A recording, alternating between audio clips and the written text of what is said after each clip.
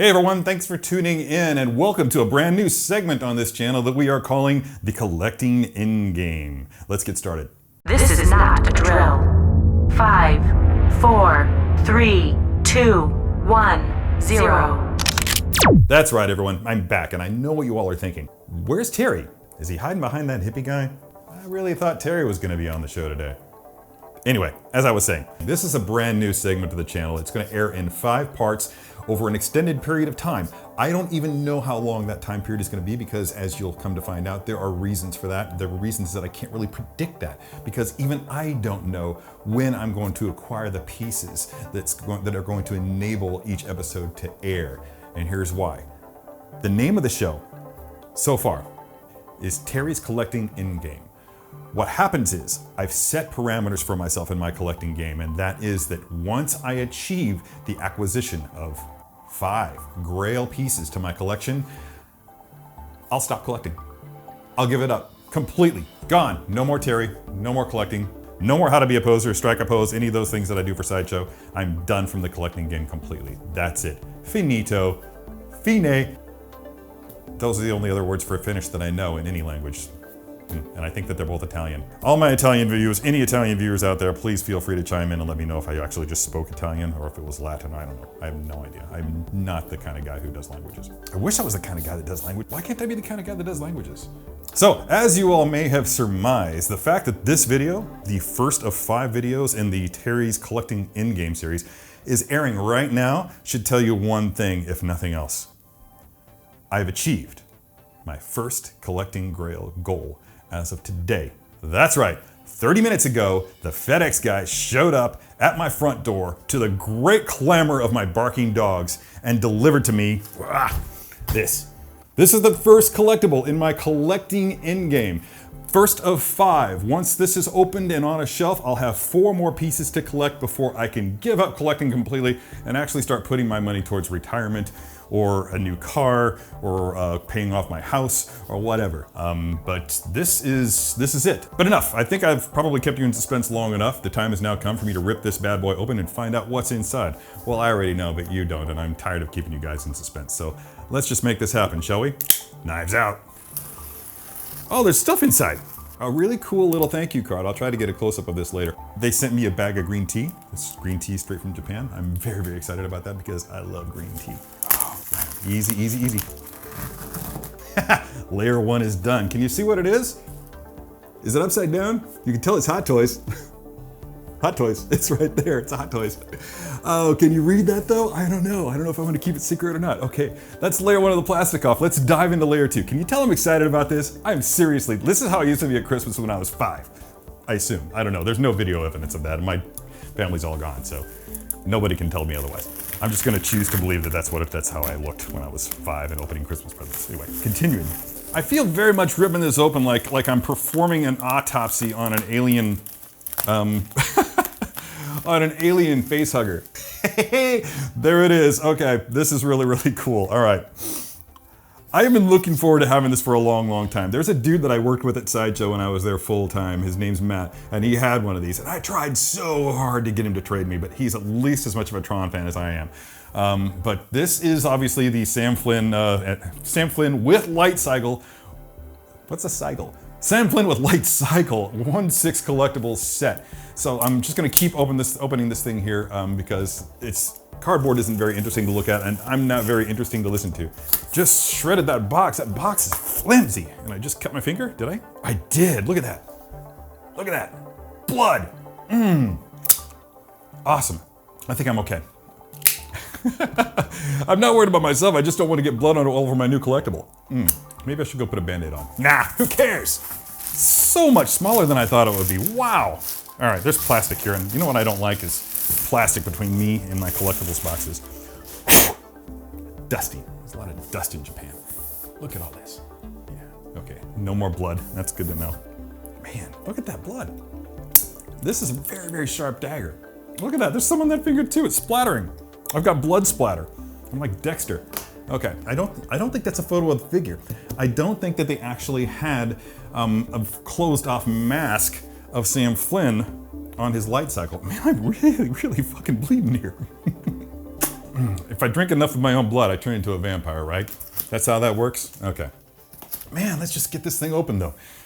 Oh, I'm so glad. I don't know who's going to tune in to watch this with me, and I think that I'm going to actually have it as a premiere. So hopefully I'll be in the chats right now talking to some of you, and you'll share in my excitement because this is a pretty rare collectible these days. I spent a lot of money on it.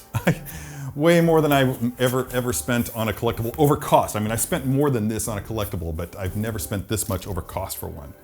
There are some instructions right there. Anybody who watches Unsealed and Reveals knows that I love instructions. I love the sound that they make when I toss them over my shoulder. Anyway.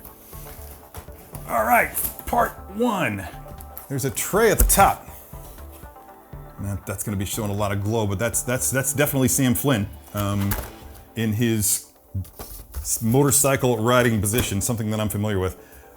I'll tell you guys a story that relates to this. There's some anecdotal nonsense that's going to be coming your way, and I hope that you can bear with it. You know, I had legitimately prepared for this by ordering from Last Exit to Nowhere a Flynn's Arcade t-shirt. It didn't arrive on time. So I'm just going to just to avoid the clutter that's apparently going to be building up on this table, I'm going to go ahead and get Sam out of here. I'm not going to waste a whole lot of time with showing close-up. I just want to get this thing out of the box. Look at that.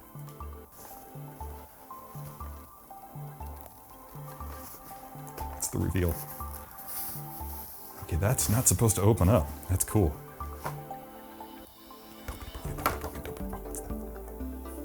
Oh, protective plastic. I love protective plastic. It protects my plastic. It's good to my plastic, you might say. All right, cool. Oh, dudes. It's so glossy. Make sure there's no blood on my finger. Okay, good. Ah, oh, out it goes, out it goes. Careful, careful, careful, careful. Ah. A friend of mine, James, used to have one of these, and apparently he broke it in like 3 different places. So one thing that I do know is that I need to be really delicate with this. Oh my God. Do I put the batteries in? Are the batteries already in? That's gonna be the downside. Okay, one thing that I do know about this about this bike, is that when you get the electronics up and going, when you have the batteries inserted and you turn it on, it makes a lot of noise. So I'll almost never be displaying this with the lights on. If I had any skills whatsoever, I would take it apart and disconnect the parts where that actually turn the little generators. I'm allergic to light cycles. Who knew? But I deactivate the areas. I clip the areas that cause the generators to spin there and just have the lights moving. I don't even know if that's possible. I don't intend to try. If there's not a function in which I can turn it off, then I'm just going to display it without the lights. This is the part where I eat my words and take a deep dive back here and retrieve the instructions, because this is a bit of a complex piece. I just kind of want to make sure that I don't fuck it up. Plastic. Don't you do? Oh my God, there's little tiny air brakes. My God, there's air brakes all over the freaking blade.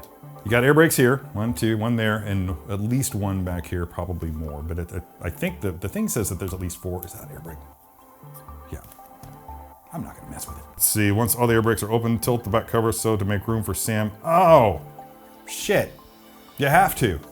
They're making you deploy the air brakes in order to get Sam onto the light cycle. So that's fine. Glossy black and sweaty fingers are not good bedfellows. I should really have gloves on for this thing. Ooh, ladies and gentlemen, I think I got lucky. He's in on the first try. Hot damn. Okay. That's up, he's in. Yes! Oh boy, maybe I should have done that. I'm finding all new ways to break things. One of the things that I'm really, really excited about is the fact that this bike I can already see is standing without the use of that foot. So that's good. Good on you, Hot Toys.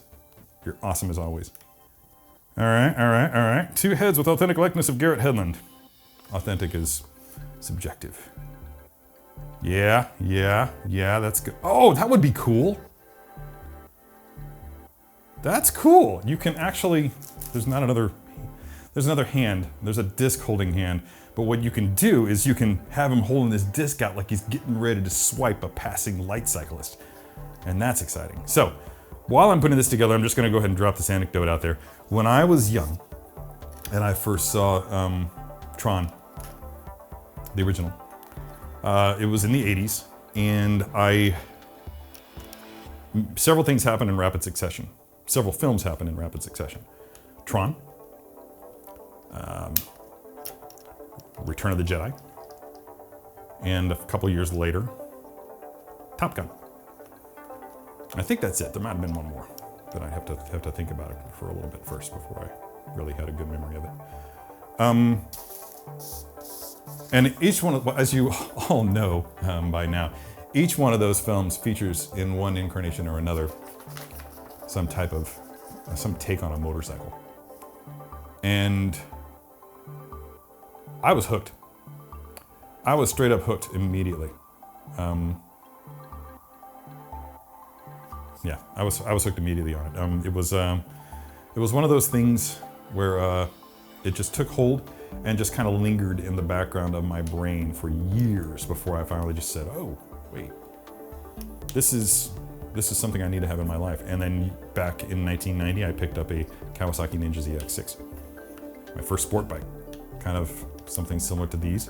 Okay, something else I should probably point out is that when you're putting his disc on him, you should go ahead, before you do, you should go ahead and drop the air brakes back into their homes, respective homes. Boom, boom, boom, done, done, and done. Yeah, and that accomplishes a number of things. Told you, it wasn't on all the way. I think to get this head on all the way, I am gonna have to implement the use of a heat gun or a hairdryer. When you're doing this, you kind of have to keep your thumb in the way, and if your thumb starts to burn, then you know you've got it too hot, so.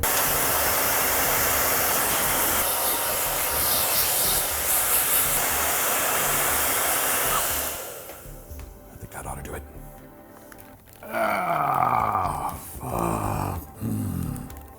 Yeah, that did it. And there it is. There's my light cycle.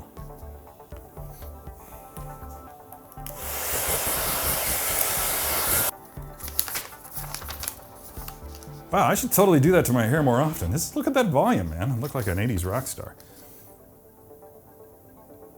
Okay, I'm not gonna be able to light up sand, but I am gonna be able to light up this bike. So I'm just gonna go grab some AAA batteries and a screwdriver and come right back, okay? Ha! Batteries, screwdriver, ready to go to work, okay.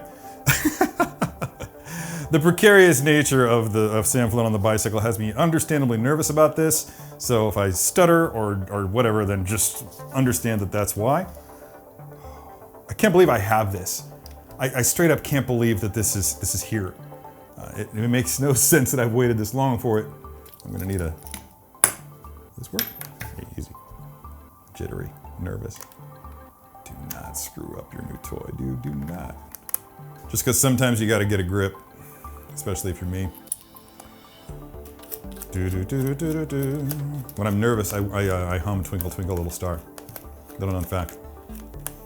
It's really awkward in the bedroom. Okay, that's just the one, right? Oh, there's a switch. There are 2 switches. There are 5 lights. Wait, 4, sorry. No Star Trek references during a Tron video, Terry. That's just poor form.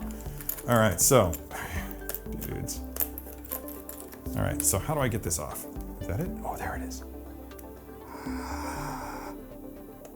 It's free. With a screwdriver, good. 1, 2, 3 AAA batteries. Oh shit, those are supposed to be AA. Well, that's fucking stupid. 1, 3, ha! AAA batteries, AA batteries, sorry, whatever. Oh baby. And look, you can do it without. Look at that. I'm gonna be like, hey guys, step away from that bike for a little bit. Let's see what it looks like. Look at it.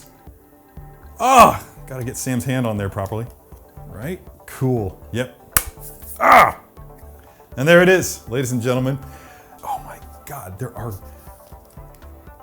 don't know if you can tell, but there are straight up light up. There's a light up dashboard. There's light up instrumentation. Oh my God. Oh my God. Oh my God. Okay, so I'm gonna Phase 1 of Terry's Collectible Endgame has been achieved. We have here the Hot Toys Sam Flynn with light cycle collectible figure set. I can't even speak properly. I'm so stoked about this. In my possession, in my collection. That's 1 down, 4 to go. All right, now I wasn't gonna list on this video what the rest of the pieces are that are included in Terry's Collectible Endgame, but I feel like it's important that we have it on record, so I'm gonna go ahead and do it anyway.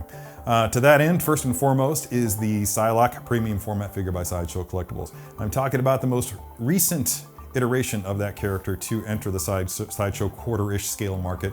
They did, I think, a Comic-Cat first, then an initial premium format figure, and the most recent one, which is glorious. Now, I prefer to have the X-Force variant just because it's really cool, but it's not essential for my purposes.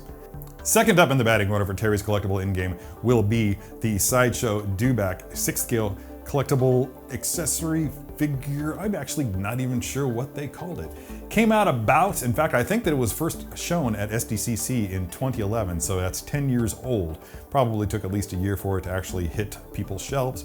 But I was originally supposed to get one from Sideshow. Somehow that never materialized, and I wound up being stuck with a figure that I didn't want to pay that much money for, and it kept getting more and more expensive. Legitimately, at this point, I would happily pay $500 for one, but I'm not about to pay $2,000 for one yet. Third on the list will be the Sideshow Collectibles Thanos maquette. Thanos on Throne, to be specific. That figure is glorious, and at the time, I just wasn't in a position that I could shell out $1,000, $1,200, whatever, for a figure of that magnitude. In addition, I couldn't even conceive of where I would put it. Now, those are no longer really that much of a concern for me. I'm cool with it. I'm just, especially if I'm downscaling my collection and just getting the essentials in there, things that I really, really want. So Thanos, maquette. If anybody's got one they want to part with for a good price, let me know. If not, just keep waiting and I'll have the money for it eventually. Number 4 on the list, and again, these are in no particular order, but number 4 will be the Sideshow Collectibles Dark Rider premium format figure. Some people may not know this exists, and I may be shooting myself in the foot for announcing it, because usually when you talk about something that people don't know about and all of a sudden everybody finds out about it, all of a sudden the price goes up. And that's about it. Let me know what you think of this harebrained idea that I have for winding up my collecting experience that's been going on for close to 2 decades now. Wow, that's a long time spent accumulating really, really cool things. Might just very well be about time for it to draw to a close.